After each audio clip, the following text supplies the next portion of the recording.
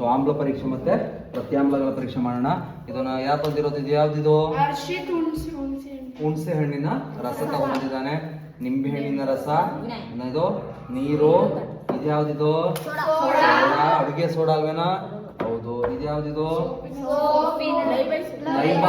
Lifebuoy ಸೋಪಿನ ನೀರು ತಗೊಂಡ್ಬಂದಿದ್ದಾನೆ. ಸರ್ಫಿನ ನೀರು, ಶಾಂಪೂವಿನ ನೀರು, ಬಟ್ಟೆ ಸೋಪು. ಓಕೆ, ಈಗ ಇವೆಲ್ಲ ನಿಮ್ಗೆ ಗೊತ್ತು ಮಕ್ಳು, ಇವೆಲ್ಲ ಪ್ರತ್ಯಾಮ್ಲಗಳು, ಇವು ಆಮ್ಲಗಳು. ಈಗ ಅದರ ಆಮ್ಲಗಳ ಪರೀಕ್ಷೆ ಹೆಂಗ್ ಮಾಡೋದು, ಆಮ್ಲನ ಇಲ್ವಾ ಅಂತ ಈಗ ಆಲ್ರೆಡಿ ನಿಮ್ಗೆ ಗೊತ್ತಿರೋದ್ರಿಂದ ನಾನೇನ್ ಮಾಡ್ಕೋತೀನಿ, ಒಂದು ನಿಂಬೆ ರಸವನ್ನ ನಾನೇನು ಹಾಕೋತೀನಿ. ಸೊ ನಿಂಬೆ ರಸ ಹಾಕೊಂಡಿದ್ದೀನಿ. ಸ್ವಲ್ಪ ಹಾಕೊಳ್ಳಿ, ಜಾಸ್ತಿ ಹಾಕೊಂಡ್ರೆ ನಿಮ್ಗೆಲ್ಲರಿಗೂ ಎಕ್ಸ್ಪ್ಲೇನ್ ಮಾಡ್ಬೇಕಲ್ಲ. ಸೊ ನಾನೇನು ಮಾಡ್ಕೋತೀನಿ, ನಿಂಬೆ ರಸ ಹಾಕಿದ್ದೀನಿ. ಸೊ ನಿಂಬೆ ರಸ ಹಾಕಿದ್ರೆ ಈಗ ಒಂದು ಸೂಚಕವನ್ನ ಉಪಯೋಗಿಸ್ತೀನಿ. ಸೊ 3 ಸೂಚಕಗಳಿದೆ. ಯಾವ್ದಾವ್ದು ಹೇಳಿ ಮಕ್ಕಳೇ? ಅರಿಶಿನ, ಬಸ್ ಮತ್ತೆ ದಾಸವಾಳದೆಲೆ ಮತ್ತೆ ಅರಿಶಿನ ಸ್ಟ್ರೈಪ್ಸ್ ಒಳಗಡೆ ಒಣಗ್ತಾ ಇದೆ. ಅದನ್ನ ಮಧ್ಯಾಹ್ನ ಮಾಡೋಣ. ಈಗ ನಾವು ರೆಡಿ ಮಾಡಿ ಇಟ್ಕೊಂಡಿರ್ತಕ್ಕಂಥ ಯಾವ ದ್ರಾವಣ ಇದು? ಯಾವ ಸೂಚಕ ಇದು? ದಾಸವಾಳದಿಂದ ಮಾಡ್ತಕ್ಕಂಥ ದ್ರಾವಣ. ದಾಸವಾಳ ಮತ್ತೆ ನೀರ್ ಹಾಕಿ ರೆಡಿ ಮಾಡಿ ಇಟ್ಕೊಂಡಿದ್ದೀನಿ. ಸೂಚಕವಾಗಿ ಉಪಯೋಗಿಸ್ತೀನಿ. ಅದನ್ನ ಸಿರಿಂಜಲ್ಲಿ ಹೇಳ್ಕೊಂಡಿದ್ದೀನಿ. ಈಗ ನನ್ನ ಹತ್ರ ಕೈನಲ್ಲಿ ಯಾವ್ದಿದೆ?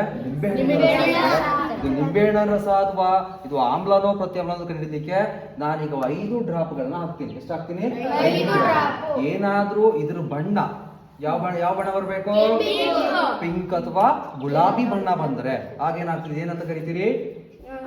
ಆಮ್ಲ. ಬರ್ಲಿಲ್ಲ ಅಂತಂದ್ರೆ ಪ್ರತ್ಯಾಮ್ಲ ಅಂತ ಹೇಳುವಾಗಿಲ್ಲ. ತಟಸ್ಥ ದ್ರಾವಣ ಅಂತ ಹೋಗ್ಬೋದು, ಪ್ರತ್ಯಾಮ್ಲ ಹೋಗಿರ್ಬೋದು.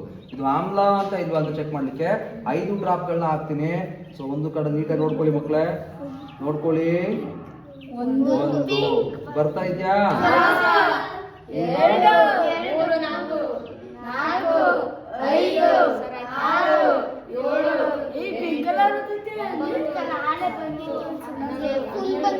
ಓಕೆ, ಈಗ ಚೆಕ್ ಮಾಡಿ ಮಕ್ಕಳೇ.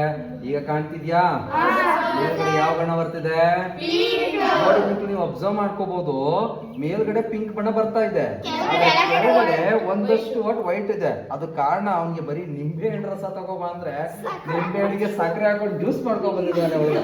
ಓಕೆ, ಆದ್ರೆ ಈ ದ್ರಾವಣದಲ್ಲಿ ನಿಮ್ಮ ಇದು ದ್ರಾವಣದಲ್ಲಿ ಏನಿದೆ? ಆಮ್ಲ. ಆದ್ರಿಂದ ನಿಂಬೆ ಹಣ್ಣಿರತಕ್ಕಂಥ ರಸ ಆಮ್ಲ. ಈಗ ನಿಂಬೆ ಹಣ್ಣಲ್ಲಿ ಒಂದು ಆಮ್ಲ ಇದೆ ಅಂತ ಹೇಳಿದ್ರೆ ಹೌದಲ್ವಾ? ಯಾವ ಆಮ್ಲ ಇರ್ತದೆ? ಯಾರು ಹೇಳ್ತೀರಿ? ಅವ್ರು ಒಂದು ಚಾಕ್ಲೇಟ್ ಕೊಡ್ತೀನಿ. ನಿಂಬೆ ಹಣ್ಣಿರತಕ್ಕಂಥ ಆಮ್ಲದ ಹೆಸರು ನೆನ್ನೆ ಹೇಳ್ಕೊಟ್ಟಿದ್ದೀನಿ ನಾನು. ನಂಗೆಲ್ಲಾದ್ರೂ ಬಯಾಟ್ ಮಾಡಿ ಅಂತ ಹೇಳಿದ್ದೀನಿ. ನಿಂಬೆ ಹಣ್ಣಲ್ಲಿ ಯಾವ್ದಿದೆ, ಇರುವೆನಲ್ಲಿ ಯಾವ್ದಿದೆ, ಟೊಮೊಟೊದಲ್ಲಿ ಯಾವ್ದಿದೆ, ಪಾಲಕ್ ಸೊಪ್ಪಲ್ಲಿ ಯಾವ್ದಿದೆ, ಹುಣಸೆ ಹಣ್ಣಲ್ಲಿ ಯಾವ ಆಮ್ಲ ಇದೆ, ಕಿತ್ತಳೆ ಹಣ್ಣಲ್ಲಿ ಯಾವ ಆಮ್ಲ ಇದೆ ಅಂತ ಯಾರು ಹೇಳ್ತೀರಿ? ಹುಳಿ. ಆ ಹುಳಿ ಇರ್ತಕ್ಕಂಥದ್ದು ಆಮ್ಲದ ಹೆಸರೇನು?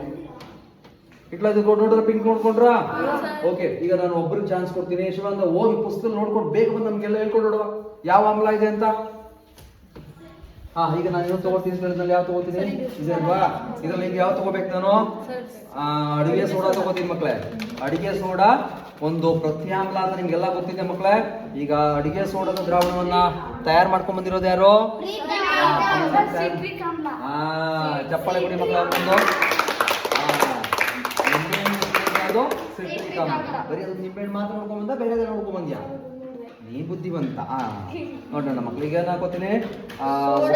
4ನೇ 1 ಭಾಗದಷ್ಟು ಒಂದು ಸೋಡಾದ ದ್ರಾವಣವನ್ನ ಹಾಕೋತೀನಿ. ಹಾಕೊಂಡ ಇರಲಿ ಮಕ್ಕಳು. ಅದಾದ್ಮೇಲೆ ನಾನು ಒಬ್ಬರಲ್ಲಿ ಒಬ್ರು ಇಟ್ಕೊಳ್ಳಿ. ನಿಮ್ಮಲ್ಲಿ ಒಬ್ರು ಪರೀಕ್ಷೆ ಮಾಡಿದ್ರೆ ಆಗ್ತದೆ ಈಗ. ನಾನೀಗ ನಿಮಗೆ ಗುಲಾಬಿ ಇಂದ ಮಾಡಿದಂಥ ಸೂಚಕದ ದ್ರಾವಣವನ್ನ ಒಬ್ಬರಿಗೆ ಕೊಡ್ತೇನೆ. ಸಾರಿ ಮಕ್ಕಳೇ, ಅಯ್ಯೋ ಗುಲಾಬಿ ಅಲ್ಲ ಮಕ್ಕಳೇ, ದಾಸವಾಳ. ಬೆಳಿಗ್ಗೆ ಯಾರೋ ಗುಲಾಬಿ ಇಟ್ಕೊಂಡು ಬಂದಿದ್ರಲ್ಲ, ನಾನು ಅದಕ್ಕೆ ಒಂದು ಸ್ವಲ್ಪ ಕನ್ಫ್ಯೂಸ್ ಆಗ್ಬಿಟ್ಟೆ. ಆಯ್ತಾ? ಈಗ ನಂಗೆ ಯಾವ ಬಣ್ಣ ಬರ್ಬೇಕದು ಮಕ್ಕಳೇ? ನೀಲಿ ಬರ್ತದಾ? ಯಾವ ಬಣ್ಣ ಬರೋದು? ಪ್ರತ್ಯಾಮ್ಲ ಆದ್ರೆ ಯಾವ ಬಣ್ಣ ಬರ್ಬೇಕು? ಹಸಿರು ಬಣ್ಣ. ಯಾರಾದನ್ನ ಒಳಗಡೆ ಹಾಕ್ತೀರಿ? ಪಕ್ಕದಲ್ಲಿ ಇರೋರು ಹಾಕ್ರಿ, ಆ ಕಡೆ ಇರೋದು ಹಾಕ್ಬೇಡ್ರಿ. ಶಿವಾನಂದ ನೀನೇ ಹಾಕ್ಬಿಡಪ್ಪ.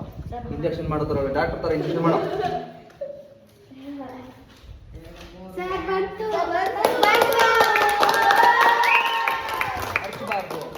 ಯಾವ ಬಣ್ಣ ಬಂದಿದೆ ನೋಡಿ ಮಕ್ಕಳೇ? ಹಸಿರು ಬಣ್ಣ ಬಂದಿದೆ. ಆದ್ರಿಂದ ಈ ಸೋಡಾದಲ್ಲಿರ್ತಕ್ಕಂಥದ್ದು ಯಾವ ಗುಣ? ಸೋಡಾದಲ್ಲಿರ್ತಕ್ಕಂಥದ್ದು ಯಾವ ಗುಣ? ಅರ್ಥ ಆಗ್ತಿದೆಯಲ್ಲ ಮಕ್ಕಳೇ? ಹಸಿರು ಬಣ್ಣ ಬಂದಿದ್ಯಾ?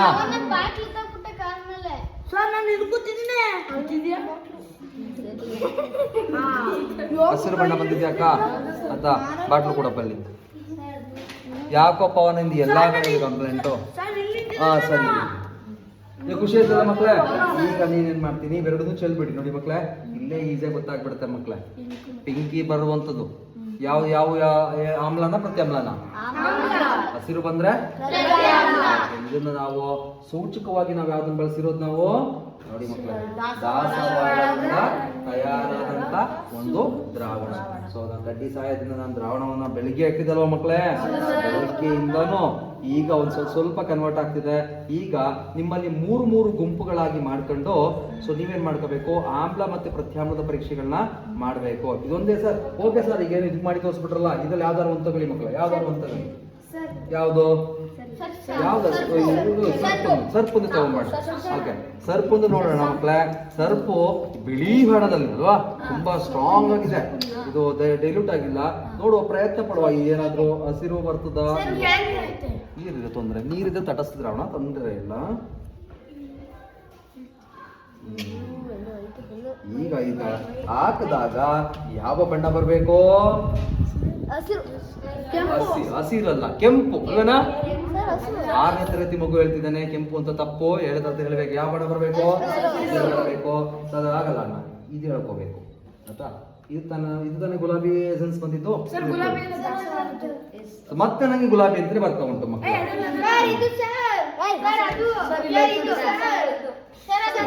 ಹೌದು ಮಕ್ಕಳೇ, ನೋಡುವ ಮಕ್ಕಳೇ. ನನಗೂ ಇದು ಆಗ್ತಿಲ್ವಲ್ಲ.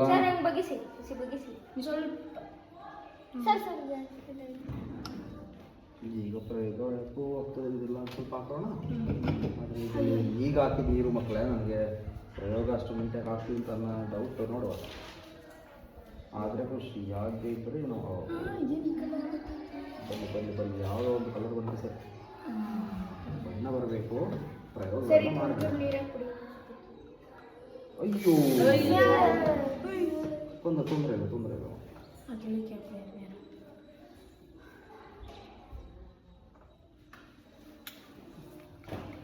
ನಾನೇ ತಪ್ಪು ಮಾಡಿಬಿಟ್ಟೆ ಸರ್.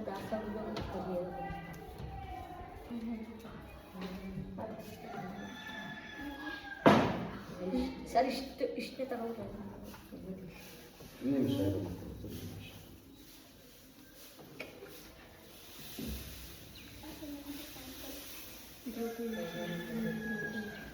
ನೀರು ತಗೊಂಡಿದ್ದಾರೆ. ತೊಂದರೆ ಇಲ್ಲ, ವೇಸ್ಟ್ ಮಾಡಬೇಡ. ನೀವೆಲ್ಲ ಪ್ರಯೋಗ ಮಾಡಲಿಕ್ಕೆ ಬೇಕಾಗ್ತದಲ್ಲ. ಈಗ ಶಿವಾನಂದ ಹಾಕಿದ್ನಲ್ಲ, ಸೊ ನೀನೇ ಹಾಕ್ಬಿಡು. ಅರ್ಶನ್ ಕೊಡ, ನೀನು ಹಾಕ, ನೀನು ಯೂಸ್ ಮಾಡೋದು. ಶಿವನ ಮಕ್ಕಳು ಯಾವ ಬಣ್ಣ ಬರಬೇಕು?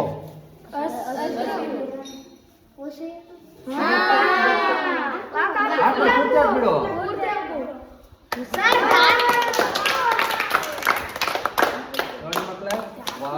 ನೋಡಿ ಮಕ್ಕಳೇ, ನಾವು ಹಾಕಿದಂತ ದಾಸವಾಳದ ಸೂಚಕದಿಂದ ಇದರಲ್ಲಿ ಪ್ರತ್ಯಾಮ್ಲೀಯ ಗುಣ ಇದೆ. ಹಸಿರು ಬಣ್ಣ ಬಂದಿದೆ, ಆದ್ರಿಂದ ಇಲ್ಲಿ ಪ್ರತ್ಯಾಮ್ಲೀಯ ಗುಣ. ನೀವು ಯಾವುದನ್ನೇ ತಗೊಂಡು ಯಾವುದನ್ನು ಈಗ ಪ್ರತ್ಯಾಮ್ಲಗಳ ದ್ರಾವಣವನ್ನು ಏನ್ ತಂದಿದ್ದೀರಿ ಎಲ್ಲದಕ್ಕೂ ನೀವು ದಾಸವಾಳದ ಸೂಚಕವನ್ನು ಹಾಕಿದ್ರೆ ಯಾವ ಬಣ್ಣ ಬರ್ತದೆ? ಬಣ್ಣ ಬರ್ತದೆ. ಇದೇ ರೀತಿ ನೀವು ಈ ದ್ರಾವಣದ ಸಹಾಯದಿಂದ ಮತ್ತೆ ನನ್ನೇನೆ ಹೇಳ್ದು, ಏನ್ ಮಾಡಬಾರ್ದು, ಯಾವುದನ್ನು ರುಚಿ ನೋಡಬಾರ್ದು. ಗೊತ್ತಿಲ್ಲದ ಪದಾರ್ಥವನ್ನ ಅದು ಆಮ್ಲೀಯ ಪ್ರತ್ಯಾಮ್ಲ ಚೆಕ್ ಮಾಡಿ ಅಂದ್ಬಿಟ್ಟು ನಾನು ರುಚಿ ಮಾಡ್ಬಿಟ್ಟು ಹುಳಿ ಇದ್ರೆ ಆಮ್ಲ, ಕಹಿ ಇದ್ರೆ ಪ್ರತ್ಯಾಮ್ಲ ಅಂತ ಹೇಳಲಿಕ್ಕೆ ಆಗೋದಿಲ್ಲ. ಅದಕ್ಕೆ ಏನ್ ಮಾಡ್ಬೇಕು, ನಾವು ಸೂಚಕಗಳನ್ನು ಉಪಯೋಗಿಸ್ಕೋಬೇಕು. ಲಿಟ್ಮಸ್ ಯೂಸ್ ಮಾಡಿದ್ರೆ ಇನ್ನೂ ಚಂದ. ಆದ್ರೆ ಲಿಟ್ಮಸ್ ಪೇಪರ್ ನಮ್ಮ ಹತ್ರ ಇರ್ಬೋದು, ಲ್ಯಾಬಲ್ಲಿ ಇರ್ತದೆ ಎಲ್ಲೋ ಒಂದ್ ಕಡೆ. ಆದ್ರೆ ನಾವು ಸೂಚಕವನ್ನು ನಾವೇ ತಯಾರಿಸ್ಕೋಬೇಕು. ನಾವು ಇದು ನೋಡಿ, ಬೆಳಿಗ್ಗೆ ಒಂದು 10 ನಿಮಿಷ ಟೈಮ್ ಕೊಟ್ಟವಾ ಸೂಚಕ ತಯಾರು ಮಾಡಲಿಕ್ಕೆ. ಸೂಚಕ ರೆಡಿ ಇದೆ. ಈಗೇನಾಯ್ತು, ಪ್ರಯೋಗ ಯಶಸ್ವಿ ಆಗಿದೆ. ಇದನ್ನ ನೀವು ಏನ್ ಮಾಡ್ಕೋಬೇಕು, ನಿಮ್ಮ ಲ್ಯಾಬ್ ಬುಕ್ ಇದೆಯಲ್ಲ, ಅದಕ್ಕೆ ಪ್ರಯೋಗಗಳಿಗೆ ನೀವು ಉಪಯೋಗಿಸಿದಂತ ವಸ್ತುಗಳೇನಿದೆ, ಪ್ರಯೋಗದ ಉದ್ದೇಶ ಏನು, ಪ್ರಯೋಗಗಳನ್ನ ಯಾವ ರೀತಿ ಮಾಡಿದಂತ ರೆಕಾರ್ಡ್ ಮಾಡ್ಕೊಂಡು ಚಟುವಟಿಕೆ ಮಾಡ್ಕೊಂಡು ಆ ಪ್ರಯೋಗ ನಾಳೆ ಬಂದು ನನ್ನ ಕೈಲಿ ಅಂಕಗಳನ್ನ ಹಾಕ್ಸ್ಕೋಬೇಕು ಆಯ್ತಾ. ಈಗ ಒಂದು 5 ನಿಮಿಷ ನಿಮಗೆ ಬ್ರೇಕ್ ಕೊಡ್ತೀನಿ. ಒಂದು 5 ನಿಮಿಷ ಕೂತ್ಕೊಳ್ಳಿ ಒಂದ್ ಕಡೆ. ಅದಾದ್ಮೇಲೆ ಒಂದೊಂದು ತಂಡವಾಗಿ ನೀವೇನ್ ಮಾಡ್ಕೋಬೇಕು, ಅಲ್ಲೊಂದ್ ಕಡೆ ಕೂತ್ಕೊಂಡು ನೀವು ಪ್ರಯೋಗಗಳನ್ನ ಮಾಡ್ಬೇಕು. ಹೋಗಿ ಮಕ್ಕಳು.